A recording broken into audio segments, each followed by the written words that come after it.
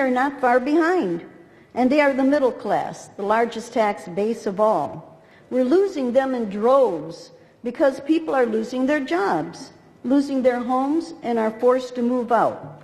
So this is our tax base, the seniors who can't afford more increases, and the middle class who we are losing because of loss of work. So we as a city have to live more prudent. That means don't spend beyond our means, live within our budget, like residents have to.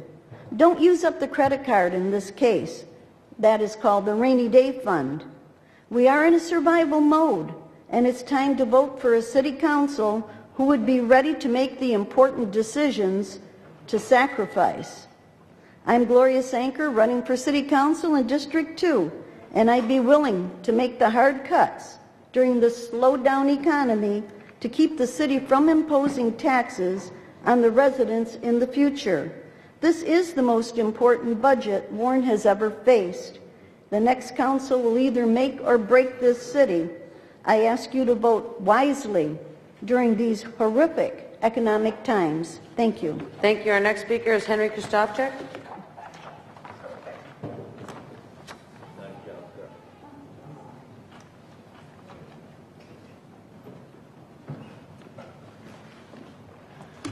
Madam President, distinguished members of council, the Honorable City Attorney, Henry Krzysztofczyk, longtime resident of the City of Warren. Transparency. I can understand where the minutes of a meeting are more or less abbreviated. However, when one of your colleagues comes to you and say, hey, look, I want to set the record straight, they should be afforded that right. So, the 5 of you don't believe in transparency, you vote it down. Now, what harm would it be to correct those minutes and insert what Mrs. Comartin wanted? None. But you don't want it in it. I think it's wrong, transparency. I have to compliment the mayor.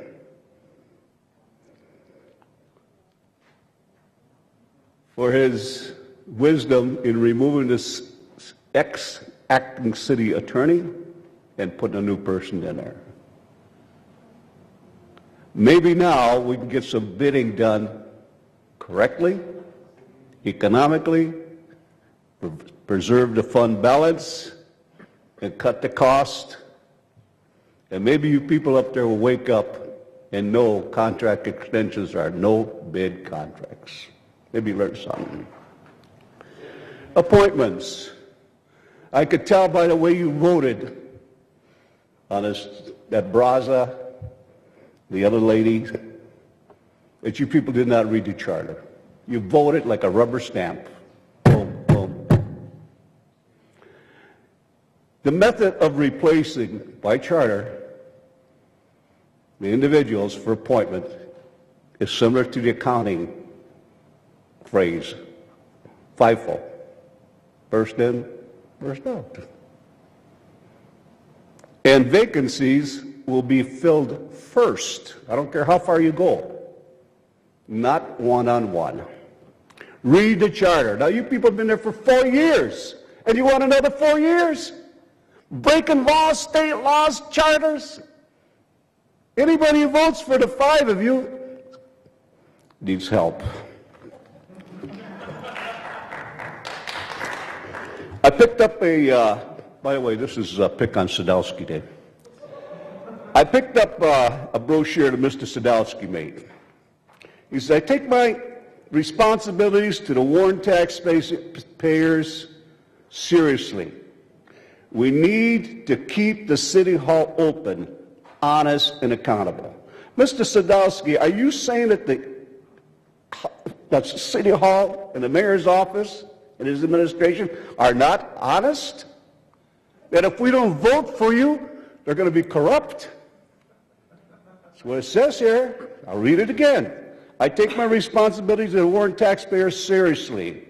We need to keep City Hall open, honest, and accountable.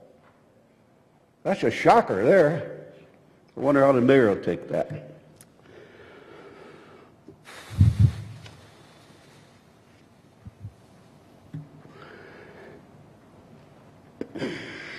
I'm at a loss of word when I see these things here. Now, we're going to keep transparency, and we're going to keep the City Hall open, honest, and accountable.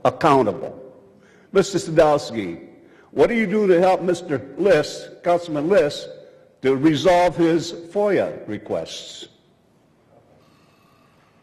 Why don't you come over there and say, hey, look, the council body is entitled to these things. Why does that gentleman have to go through this? Mr. Sadowski, you said you're going to take care of that if we vote you in. You haven't done it in 4 years. What makes you think we should vote for you again? It's not going to happen, Mr. Sadowski. By the way, that spaghetti was pretty good today.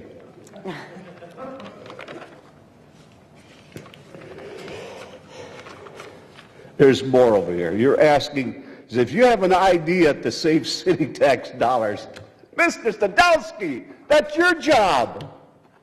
Now you're asking the residents to give you ideas? If we have to give you ideas, we don't need you. Thank you. Thank you very much for the opportunity to address this council body. And please read the charter. Don't be a rubber stamp. Our next speaker is James McDonald.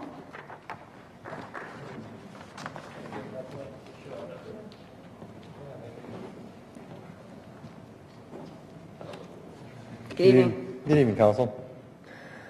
James McDaniel, City of Warren, 14 years, also a candidate for mayor. I'm running on the premise that something needs to be done with the city and the appointees.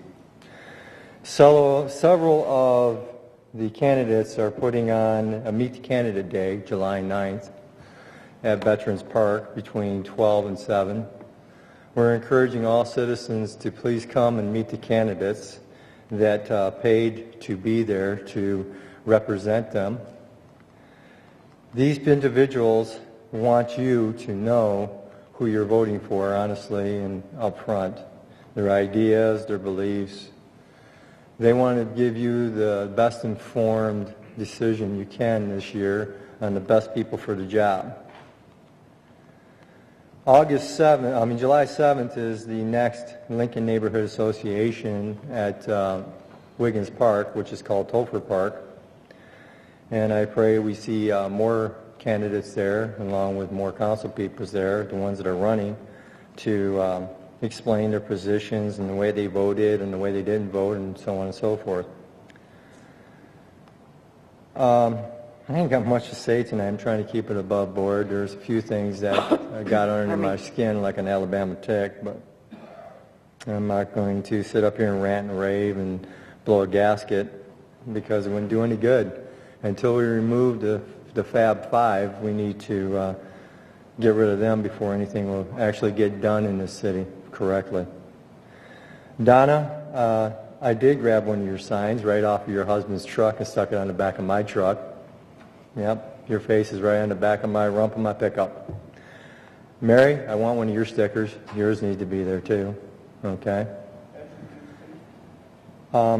Candidates need to let the citizens know what they are standing for this year, because there's so much song and dance, and of course you remember the clown outfit I brought up here for Jim Faust. He seems like he's the ringleader. We're getting tired of it.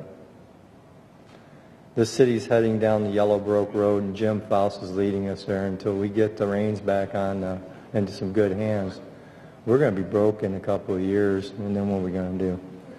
It's all going to be the people that said yes, yes, yes, yes, yes to everything that that man wanted. He doesn't even know what the heck's really going on in this city. He's got two other people running the ship, and they're running towards the rocks. I'm sorry, I love this city, and I love the people in this city, and I'm going to do everything in my power to make sure that this city stays alive and thrives. We don't need any more of this dictatorship, and we don't need any more Jim Faust. So I pray that people come out July 9th to Veterans Park and meet all the candidates that paid to be there so they can be informed of who they're voting for. The candidates are paying for this out of their pockets so the citizens can relax and ask serious questions that need to be asked of the candidates. So please, July 9th at Veterans Park between 12 and 7, come be with us. There will be 20 candidates there. Come and ask us anything. I'm sure anybody that's there will answer your questions as best of their knowledge. And again, my name is Jim McDonald. I am a candidate for mayor, and I pray I'll see you there. You all have a great night and sleep tight. Our next speaker is Kyle Adkins.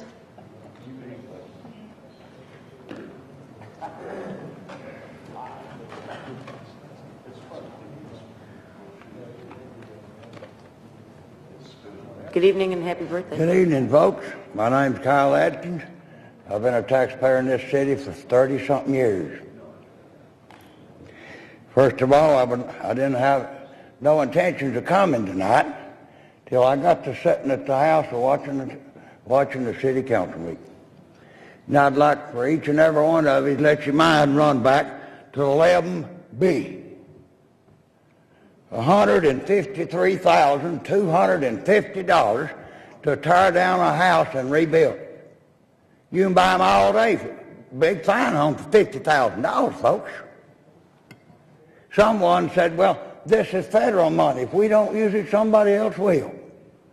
That's exactly why we're under the bond issue today. It's because, hey, if we don't use it, somebody else will. Very bad attitude, especially for somebody that we pay to make decisions for us. Everybody voted for it but Donna. Donna, I want to thank you. You said no. We need more no's rather than yes, yes, yes, yes. Very sad. Do you stop to think if $453,000, would you say yes? It is in one way of speaking. Because it's tax money. It's tax money. When I was watching the council meeting, the last council meeting, on the budget, Mr. Green, I didn't hear you say one word. I was very disturbed about that. Because we pay each and every one of you a good chunk of money to make decisions. What decisions? Why? Why? And Mr. Bacamino, you took Mr. Faust's place.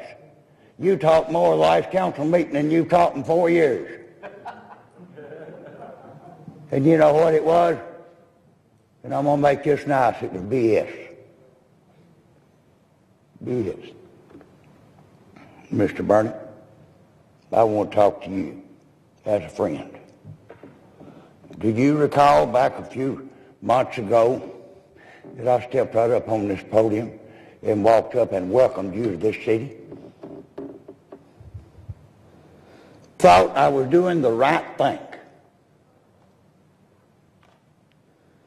But when I heard you make the statement to city council that they didn't have to listen to audience participation, very sad. We have officials that has that attitude that we pay big dollars to. Big dollars to. And I've said it before and I'll say it again tonight. How many times have you heard me say election time?